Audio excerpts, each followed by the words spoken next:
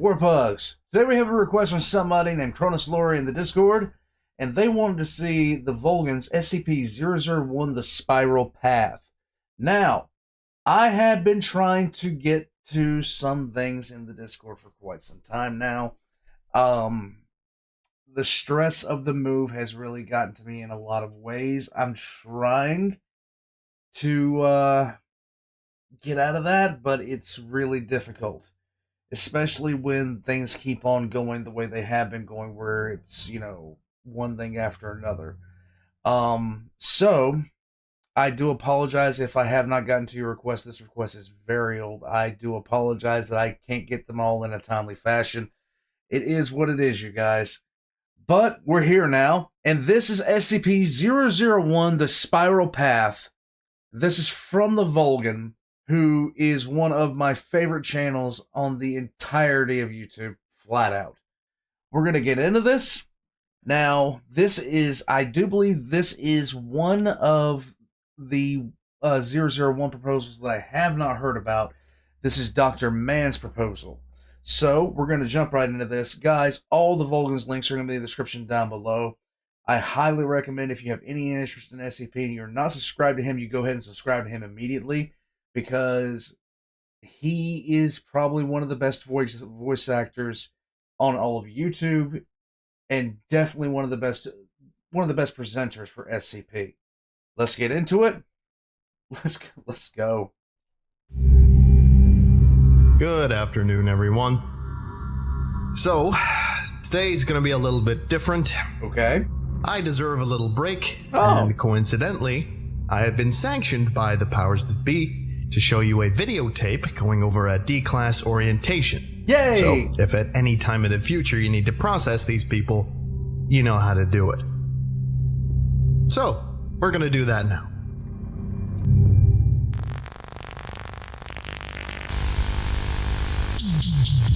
Movie days were so much fun when you were in school, until you saw the thing look like this. Hello, whoever you are and wherever you came from, and welcome to your future. Now, you're probably wondering where exactly...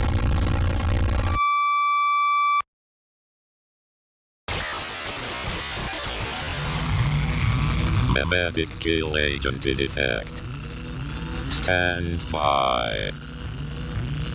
This is a bad sign.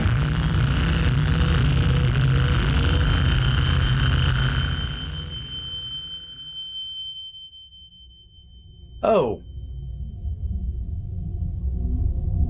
Item number SCP-1.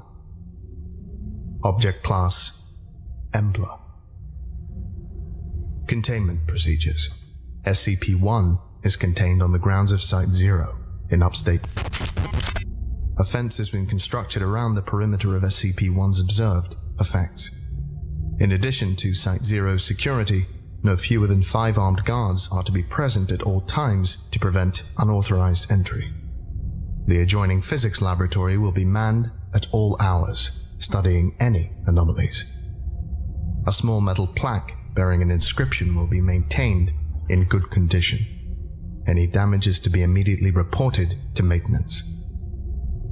Description: SCP-1 is a circular gravel path in a wooden area. When traveled in a counterclockwise direction, the trail is continuously uphill even after reaching the original point.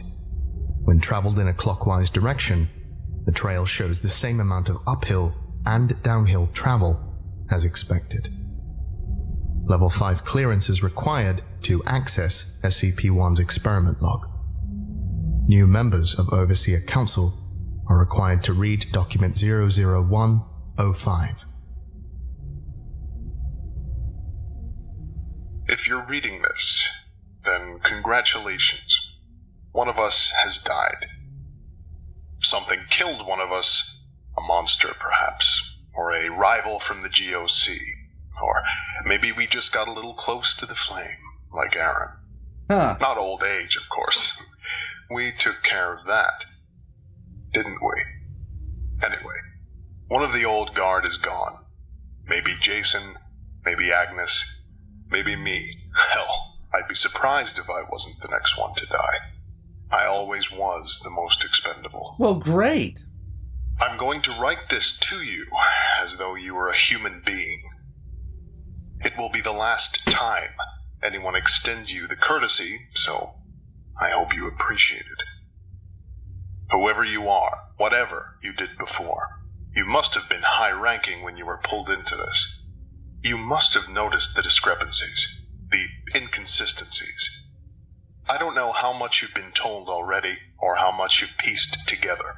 The crux of the matter is this.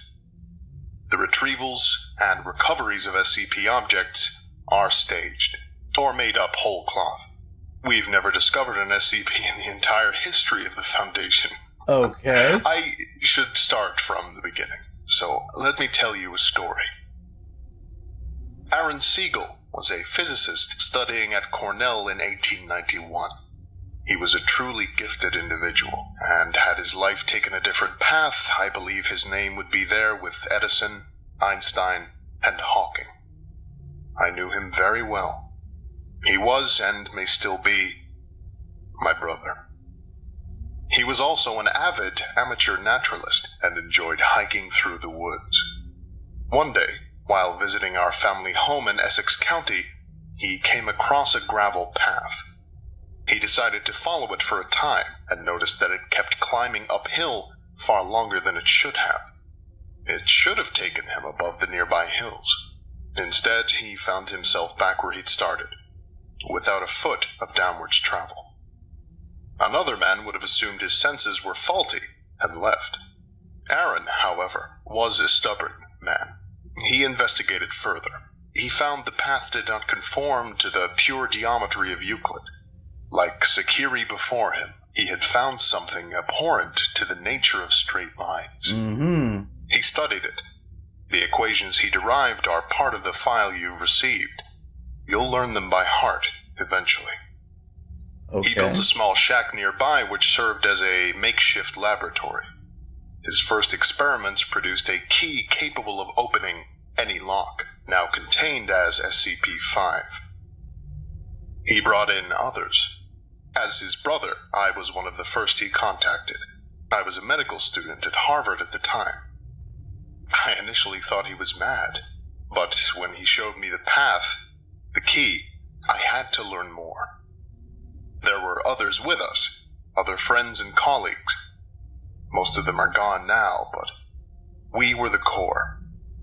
We created the Foundation from around ourselves. In the beginning, it was just about discovery, about finding the things we could do. We had such high hopes, such plans. We were going to change the world. We were going to save it from itself. We could feed the hungry, shelter the homeless, heal the sick and dying. Thomas Carter found us money. We were none of us poor, but we ran through our fortunes quickly. Thomas used his connections on Wall Street and in Washington to fund us. He showed them the least of what we could do, and promised heaven against the threat of hell. Okay. Agnes Peterson, my brother's fiancée, was the administrator. We knew nothing of how to run an organization. We were a herd of cats running to and fro, and she turned us into a foundation, putting us dreamers and madmen to the same yoke. We soon had a facility built, but we were still so secretive. As much as we wanted to shout from the rooftops what we had found, we were frightened, too, that it would be taken from us. As you should We be. told ourselves that it was just for the interim, until we were sure of our footing. We'd show them eventually. We'd show them all. We were careful at first. We made small, inoffensive, or even helpful items. The Fountain of Youth, the bouncing ball, the Civil War statue. We grew more confident, and we started working on humans. Oh, The boy. concrete man, he volunteered. Or the man with the abdominal planet. Just a drifter, but we made him something special, didn't we? It was all so easy. Perhaps it seems absurd to get so many things from that one little break in reality, but it all flowed from one discovery to the next. It almost seemed like something was helping us along. But then things started going a bit wrong. While he was playing with his equations, Aaron accidentally derived the missing number. In my laboratory, I found I'd made the zombie plague. But we were too invested in our projects, so we pushed ahead. Then came the pipe nightmare and the stairwell. What's the pipe nightmare? We'd need more help. Thomas showed what we'd done to the military. Told them we'd found these things, discovered them. We made up names like Prometheus Labs and the Chaos Insurgency. They gave us funding, personnel. We built up and expanded outward. We repeated the cell in other countries. Some listened, some didn't.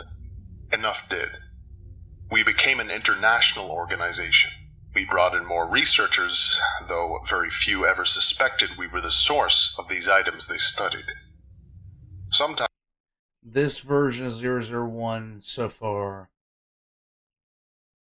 is becoming my favorite because this portrays the Foundation and everything about it as an absolute fraud.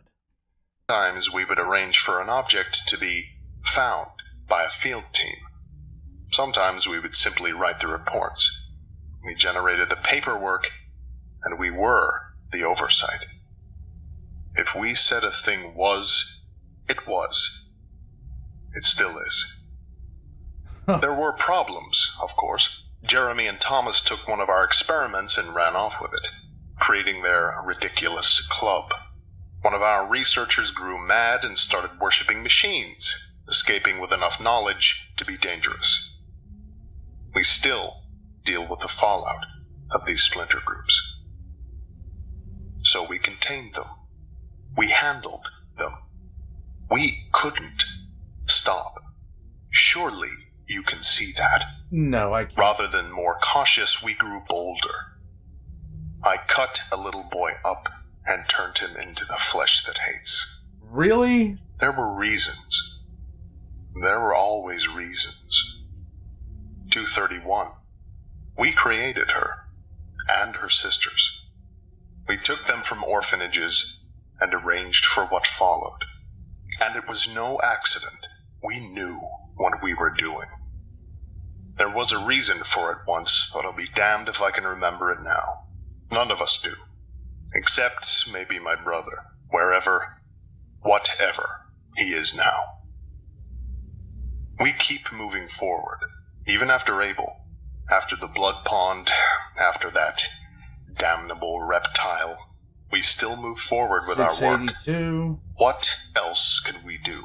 Stop. Our only hope to survive the events we've set in motion is to understand better, to learn more. We are on the back of a terrible beast, and if we try to jump off now, we'll be crushed beneath. But that's not what frightens me, and it isn't what should frighten you.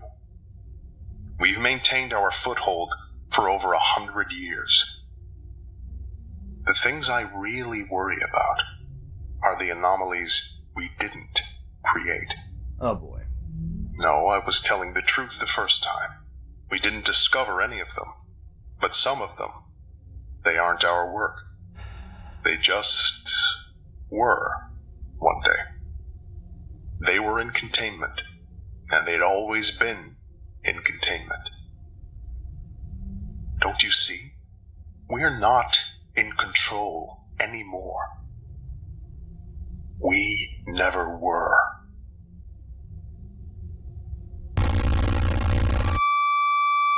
Perfect. Medic kill agent in effect. Stand by.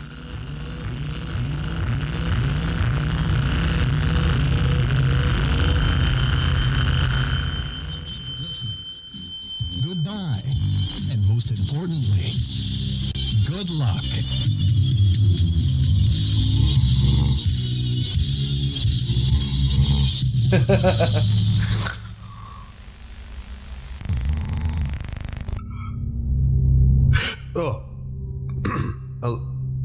Nice. Nice. Just resting my eyes Yeah, for a second. Okay, well, I think that's time for lunch. Yay! Oh, you? Yay for chicken tendies! Hope you learned something from that videotape. It's really old, but it still holds up, I think.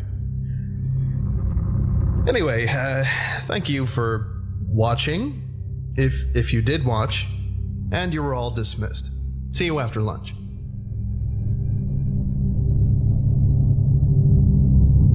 I would like to give a special thank you to Warpugs, there's a special level of nope.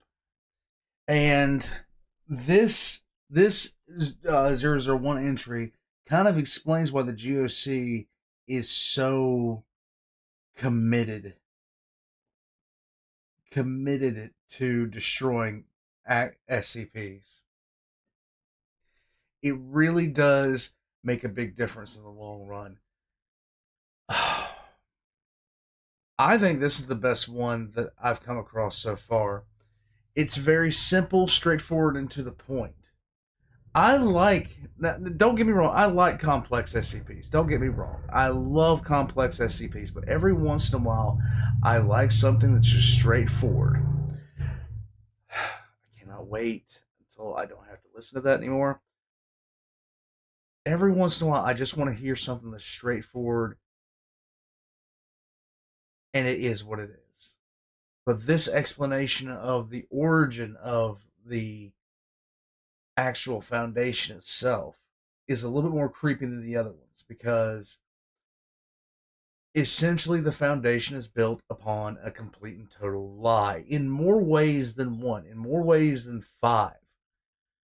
And for all their professed desire to protect the people, the only thing they're trying to protect is really themselves from what they have created now.